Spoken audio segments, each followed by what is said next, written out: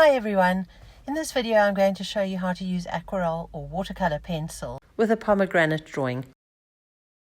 I have a reference photograph which I copied onto 300 gram watercolor paper, which was smooth, hot pressed, and then I put a first layer of color onto that with my Aquarelle pencil, blending it with water to just provide a bit of a foundation. I didn't worry too much about the colors I used at this stage. I'd chosen a number of reds and greens, and you can see in this a clip here that I started with a fairly ruby red and then I put a much oranger red on top of that.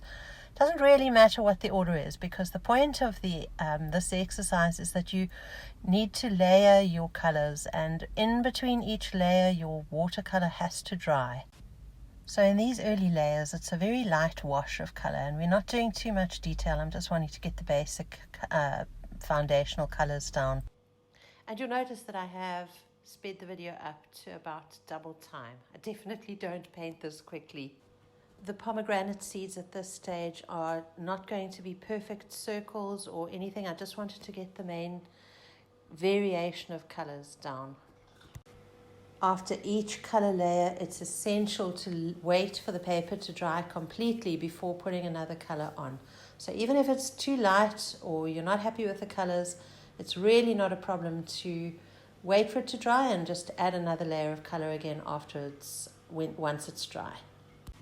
Each time applying a gentle application of colored pencil, then washing it with water, not too much water on the brush, wiping the brush off with a paper towel if it was too saturated with water, so that I didn't get any blooms or too much water that would make me lose control of the color. So you just want your brush to be damp and to loosen and dissolve the color and wash the color onto the paper.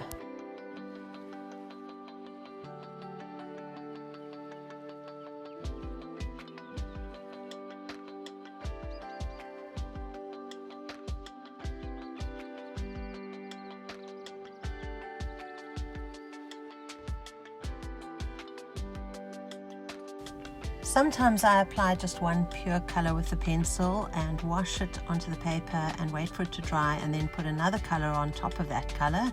Sometimes you can see the colors showing through each other, and at other times when I want a mix of colors, such as when I was doing this shadow, I wanted a mix of brown and red, then I just applied the two pencil crayons, the brown and the red ones, in their dry form, and then added the water, which of course then mixed the two colors together to make a sort of a nice reddish brown. It's definitely not as dark as I would want it to be, but instead, rather than putting a very dark application or a dark color on, I prefer to work with a number of layers. So you'll see towards the end that even the shadows at the bottom became a great deal darker by doing about 5 layers of shadow color.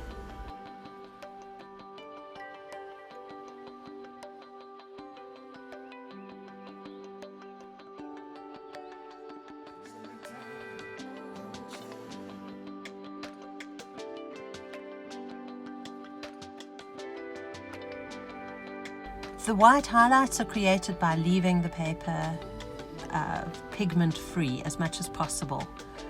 It's the best way to do highlights in a watercolor technique. You really don't want to put white paint on top of a watercolor if you can avoid it at all, because you lose the luminosity and the transparency of your colors that way. If at any time you find that you're getting color into the areas which you want to keep white, if you're keeping your washes watery enough, then it's really not a problem to just add a little bit more water to them to completely dilute the color, and then dab it all off with a paper towel.